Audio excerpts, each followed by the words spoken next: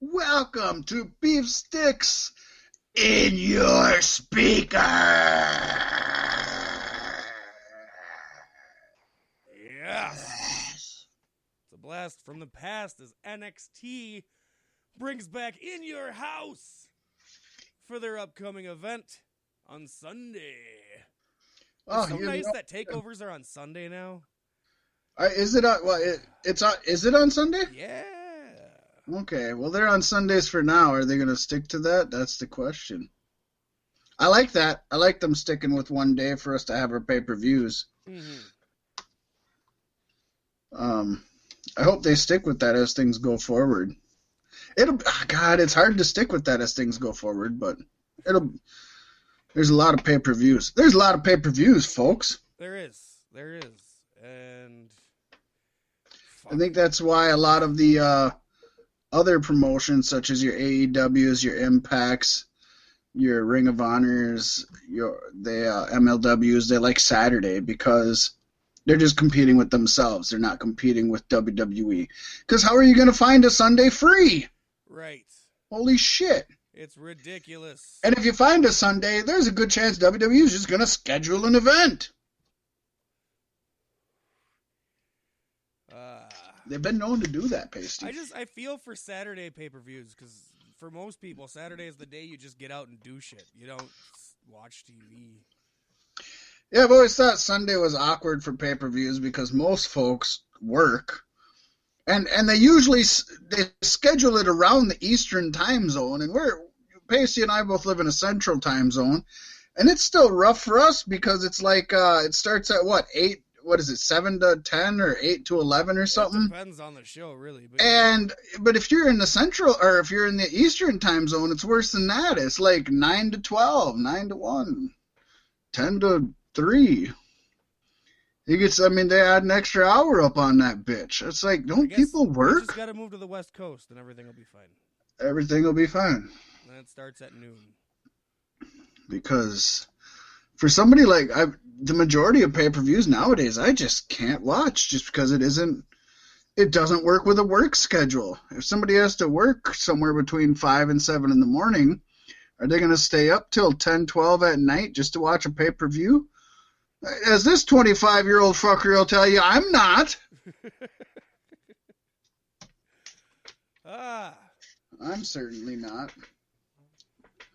I haven't been able to bring myself to watch too terribly much wrestling yet another week. Hopefully that comes to an end soon. I would like to want to watch wrestling. As I was telling you before we started recording, I haven't even watched any of the NWA specials or any of the. I haven't really watched, I think, anything wrestling related. I wanted to watch the first NXT not the first NXT. I wanted to watch the first WWE In Your House.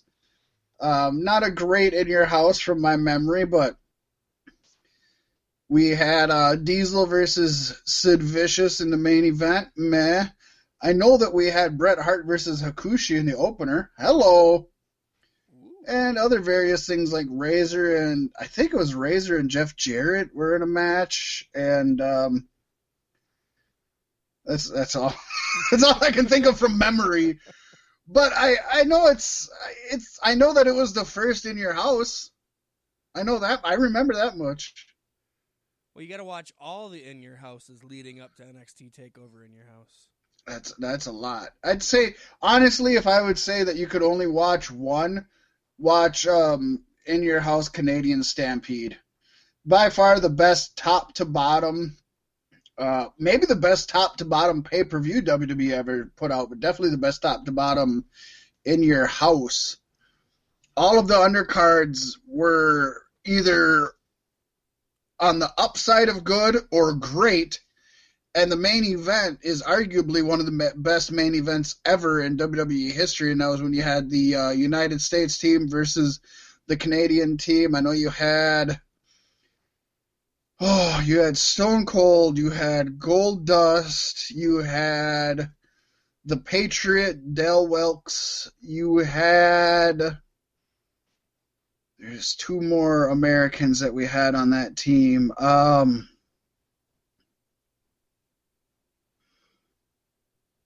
I can't think of the other two Americans. I think I want to say Undertaker was on there, but I might be making that up because he's from parts unknown. But you had them taking on the team of all the Harts. You had Bret the Hitman Hart, Owen Hart, and the Hart brothers. But just a really good main event. It took place in Canada, in Calgary, or not in Calgary, is it Calgary? Yeah, Calgary, Canada, where Stu Hart had Stampede Wrestling and everything like that. Yeah. Just one of the best main events you'll ever watch. Probably the best crowd that's ever been in attendance. Maybe up until the original All In. That was definitely a crowd to be reckoned with, but God. In Your House has such a lineage. Bad Blood, DX was not that good. Cold Day in Hell. I'm shooting all this off the top of the dome, so forgive me that I'm not remembering everything. They should give NXT TakeOver in Your House an extra subtitle. I don't think it's long enough yet. Well, I think they should start with this one, but then I think that they should do another one next year that has a subtitle like they did with In Your House. The first one was just WWF In Your House. They should really lean into it, though, and just make it ridiculously long and, have the flyer be full of words. Why not? I think In Your House it kind of makes fun of itself as a whole, doesn't it? I guess. Well, I mean, it kind of does nowadays. Obviously, back then it was a little different because they were trying to change. Back then, remember, they only had the Big Four. And a lot of times the Big Four, you either had to spend $60 to watch it on either pay-per-view or closed circuit in a bar or something. Or you had to wait till it came out on VHS. And VHSs back then, Pasty, were $50-$60. I know that amazes some kids nowadays. Crazy. But it's you couldn't get a VHS. That's why rental stores were so huge. You could rent something for $5, $10. If you bought it, it was... Copy it on your dual VHS player. Yeah.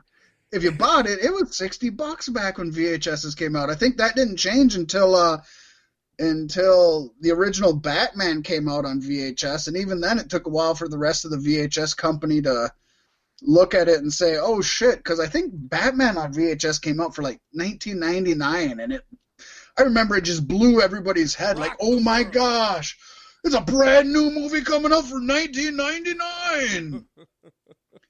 And then the rest of the VHS world just had to succeed that, it cost us, $3 to make these, and we're charging you $60. But the thing was, yes, you could buy it. Takeover In Your House, or not Takeover, I keep saying that, but WWF In Your House was originally $14.95, I believe, for this one and the second one.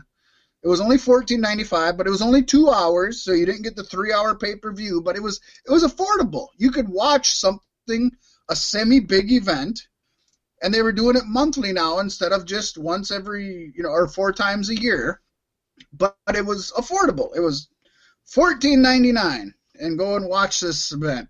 It crept up to $19.99, and then after a while they said, you know what? It costs the same to film a 2-hour show and a 3-hour show, and everybody's hot on Stone Cold Steve Austin and DX. Let's mark it back up to $35, and then they just started making pay-per-views at $35 a pop for 3 hours, like we're used to now. Well, 3 hours we're not used to now. But so there's a history. Yeah, there's a history there. I mean, it's a deep history, and I guess I got into the weeds way more than I expected to open the show, and I'm sorry about that. That's totally fine. I mean, this is kind of a historic thing with NXT bringing it back. They brought back War Games too, and that turned out pretty damn well. I got amazing. I'm super excited for this. The lineup looks good, and of course we'll get into that later. I honestly, just shooting at the hip here again, being full honest, full disclosure, Pacey and I think are in the same boat. I have no idea what storylines are going into this. Nope. No idea at all. Sorry. All I know is Rockstar Spud lost his match, and then Triple H gave him a contract, and everybody's pissed off. That's how WWE works. You lose a match, you get a contract. Whoa! Yeah, I get that. It's imagine he was crying when he read it because it was like 5 times lower than what he was making before. Right. I get that everybody's pissed, and I think they all have a right to be pissed. But at the same time, I am happy for Rockstar Spud to have employment at this time and have employment with WWF. For him, the kind of character he is, it screams WWE. Oh yeah, if it isn't WWF, or WWE, it's NWA, and let's just be honest, he's going to be making a fraction of the money there. Yeah. So 100%, hands down. I mean, I think he's one of the few people that they came in, and I thought they did something great with him, better than I expected. Is he the most respectable wrestler on the card? No. But is he a super over character? Oh, hell yeah. And let's just be honest. Ask Hulk Hogan, ask The Rock. That's where you make the money, is being an over character. Nobody's ever made money off being a great in-ring worker. I would gather most in-ring or most like wrestling casuals don't watch the wrestling. You know what I mean? Or don't pay attention. Oh, they don't. You don't know how many people I know that just all they watch are the segments and the interviews and don't even watch the matches at all. And I think even that it's a soap opera. Even a Bret Hart and a Kurt Angle are going to tell you they were only over because of their characters. Yeah. You know, they were great in the ring, both of them. I mean, both of them easily top 10, if not top 5. Yeah. But it's their characters that got them over 100. People weren't always chanting, "You suck" to Kurt Angle in admiration. No, they weren't. You look at people like a Ken Shamrock, who got a main event push and is an amazing technician, but he has no charisma. His character never came across. He just couldn't fit with the audience. I mean, there's 1,000,001 stories of those people. Bobby Duncombe Jr. is one of them that's just a great wrestler and just has no character. There's 1,000,001 stories of these people. I don't know. We're getting into the weeds. We're getting a lot into the weeds. And you've been talking a lot, so old Pasty's going to call an audible, and right now we're going to dive into this week's Token JRR. I apologize for interrupting you. I try really hard not to do that. It's disrespectful, but let's... And in the case of Dave Meltzer's, response about, okay, how about the return of fucking Steve Austin on Monday night? Do you think that had anything to do with it, dipshit? Yes. Come on. Don't give me that Dave Meltzer. Not you, Conrad, but, Dave Meltzer, don't give me your stupid shit, your little shot, your little need to dig because you're such a cunt. It's really because the return of Steve Austin had a lot more to do with it than the booking of this particular show. So go fuck yourself, Dave. Okay. All right. One thing about Eric Bischoff that I just don't like is he doesn't just let you know how he really feels. He always holds back. Yeah, that's definitely true.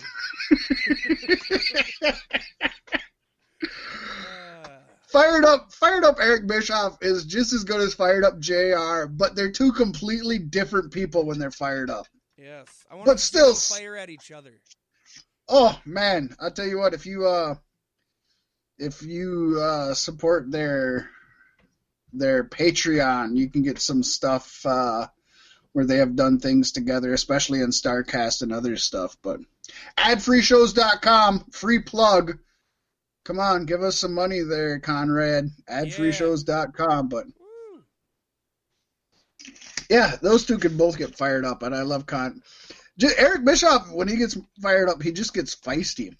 JR goes all over the place and loses his mind, but Eric Bischoff seems to get super laser focused. Yeah, and then just let all his hate down that one small beam. It's good stuff. It's a great way to be. Oh, and a great place to be, Pasty, was Tokyo, Japan, back in 1981, in This Week in Pro Wrestling History. Because back then in 81, on June 4th, Antonio Inoki defeated Stan Hansen